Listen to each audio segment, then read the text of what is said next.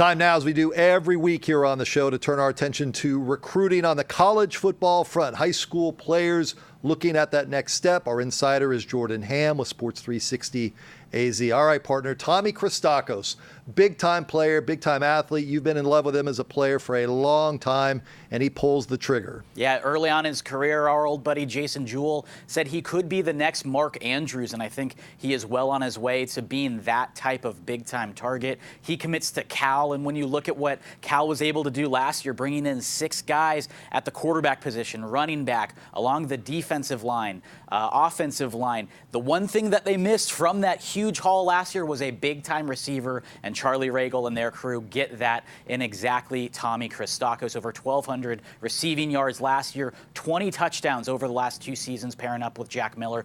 Big get by the Bears. All right, on the offensive line, let's head over to Notre Dame Prep. Cade Bennett, another player you've been in love with. Yeah, Cade Bennett, a guy that has played along the offensive line for George Prelock. He was at right tackle his sophomore year, right guard his junior year. I think he could be an interior guy, but that was one of the things that he really liked about Oklahoma State. They were open to him playing all along the offensive line and thought he should learn how to play at the college level at every single spot along that line. It had a lot of versatility, and he said really within the first half day that he was there on his official visit that it felt like family. It felt like it was the spot he needed to be. He didn't need to go on any other visits. This was the spot. So good get by the Cowboys. Notre Dame Prep not done, though. Another commitment. Yeah, been a busy week for the Saints. Brock Lochnikar, the linebacker, he grew up doing MMA.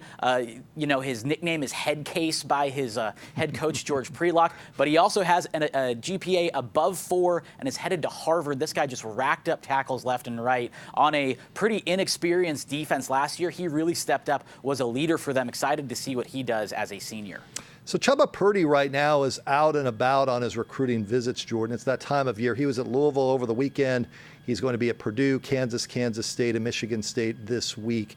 Drawing out the recruiting period for a guy like Chubba Purdy, I think makes a lot of sense. Your view and what you're hearing about Chubba?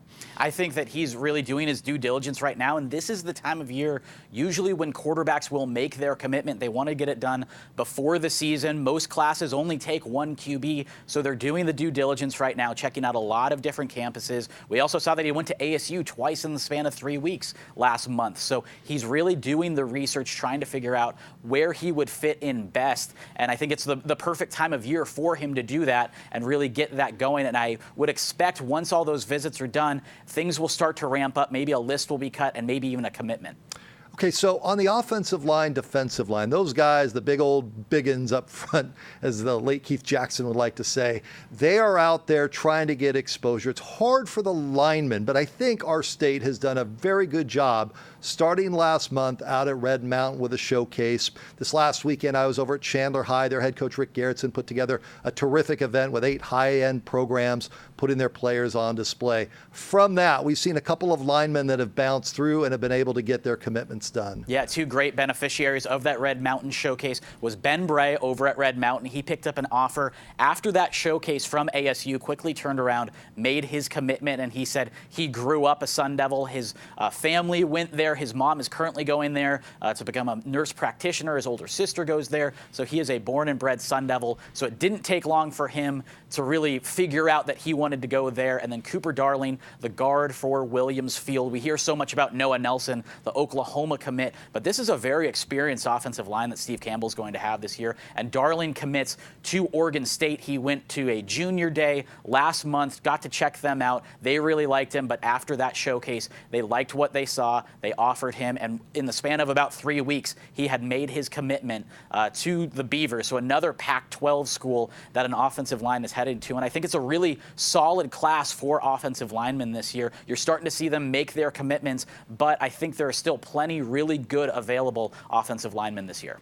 College football recruiting never stops. Here in the month of June is one of the busiest times of the year with all these camps, 7-on-7s, and all that. Keep it tuned here. Jordan has plenty of content, of course, on our website at sports360az.com.